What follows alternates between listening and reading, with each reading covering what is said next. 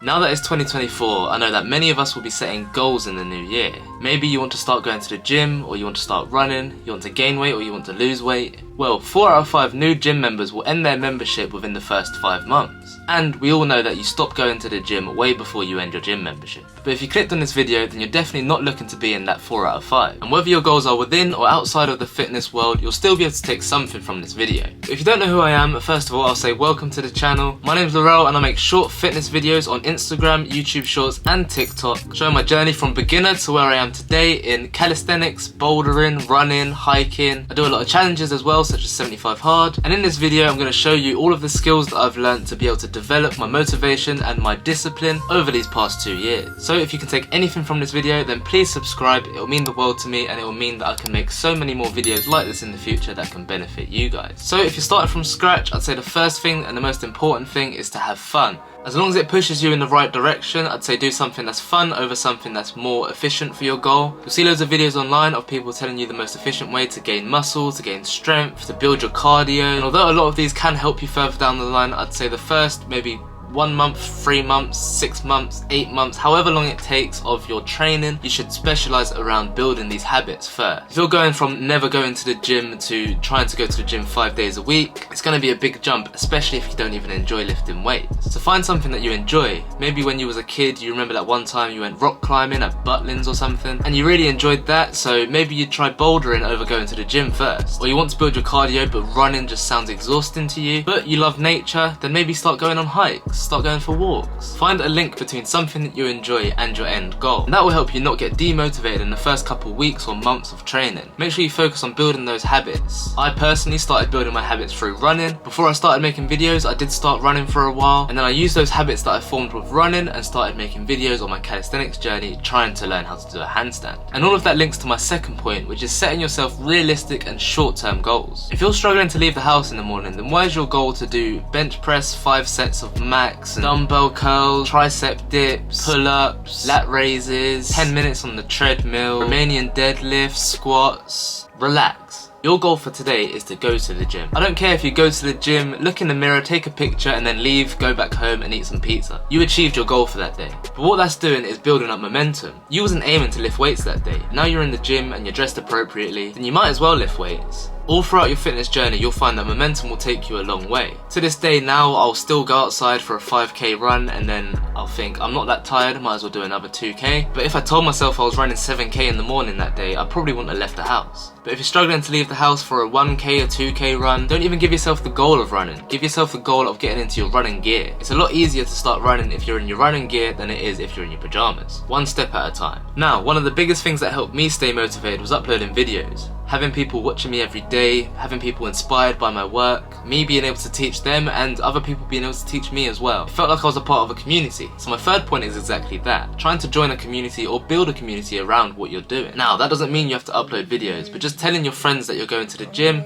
asking if they want to come with you, tell your family what the goals for the day is, keeping them in the loop, letting them know what you're doing. That alone will help you stay motivated because now you've got other people holding you accountable. Even other things like the people you follow online. When you're avoiding going for a run and you're scrolling through TikTok in the morning in your bed, if you're seeing a bunch of content that's around running and around training, you're more likely to get out of bed that day. If you go to the gym with your friends, then you'll be letting them down if you don't go. You'll be able to teach each other everything that you learn about the gym and about training. And once again, this links to everything outside of the gym and outside of fitness as well. If you're struggling to stay consistent with your reading, join a book club. Giving yourself more reasons to do something than to not do something will definitely help you. Now, the next thing that's helped me stay motivated is to plan my days ahead. Every day before I go to bed, I'll write a list of the things I want to do the next day. And then as the day goes by, I'll tick them off. I'll often use the Notes app on my phone as well, but there's so many different things you can use. But planning your days ahead is so useful, and I'd say definitely plan your days with short goals as well. Include small things that you're gonna do anyways, like waking up, eating breakfast, brushing your teeth, going to work or going to school, eating lunch. All these things that you do anyways, when you tick them off, it still gives you the same satisfaction. And once again, it's building momentum throughout the day. If you're on a streak of 5 goals ticked off, you're gonna wanna tick the 6th one. And if going for a run is your 6th one that you've got to tick off, you're more likely to go for a run than if it's your only one for the day. It's also beneficial to plan your weeks ahead as well. You have an idea in your head of the days you want to go. But another thing to think about with this point is to be flexible with your plans as well. Life happens, things change. You might not be able to train on the day you originally planned to train on, but that's fine. Just train the next day or the day after that. Don't put yourself down for missing the days, because that's when you get demotivated to train the day after. You just have to rebuild up that momentum, or keep your momentum going with the other plans like I mentioned. So the next thing that's helped me build my discipline is tracking my progress. One of the obvious things that I've done mine with is my videos. I can always go back to one of my earlier videos and see what I was like then. When I first started running, I didn't have a watch to run with, so I was using Nike Run Club app on my phone. When I look back at my first runs, it makes me laugh, because I've improved so much since then. My 5k PB is like 7 minutes faster than it was 2 years ago. With this, I'd say definitely celebrate all of your small wins. This is an ongoing theme for a lot of these points. What I've found is that when you keep going and you've got this momentum, you don't really think to look back at where you've come from. And this will also help you when you have minor setbacks. It could be an injury, or maybe you was on holiday for 2 weeks and you couldn't train. Whatever the setback is, you'll definitely come back and you'll compare yourself to how you was before the setback. And it will dishearten and demotivate you if you do that. Look a bit further than that. Compare yourself to how you was 4, 5, 6 months before the setback. And I can promise you from experience that after those setbacks, you come back a lot faster than you'd think.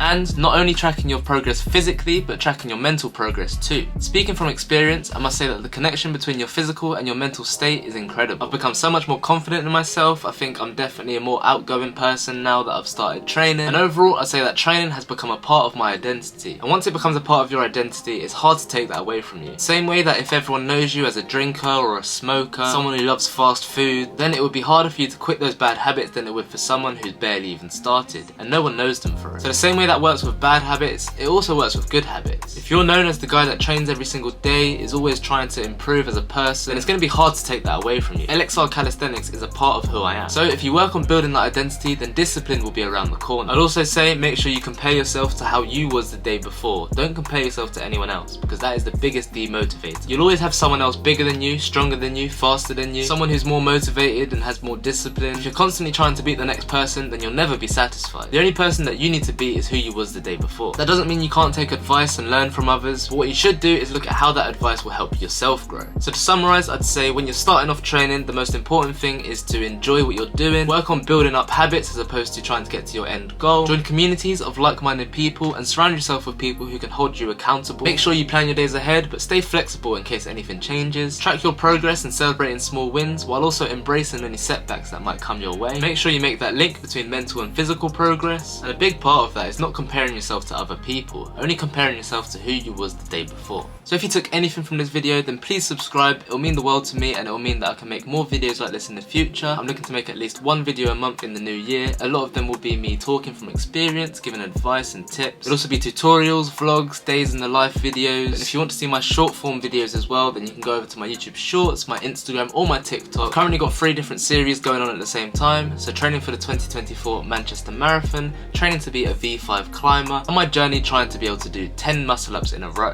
And by the time this video goes out, I would have started my 4th series as well, which is doing Gymshark 66. So check it out if you're interested, and subscribe here if you're interested in more long form videos in the future. But other than that, I'd like to say thank you for watching, and I'll see you next time.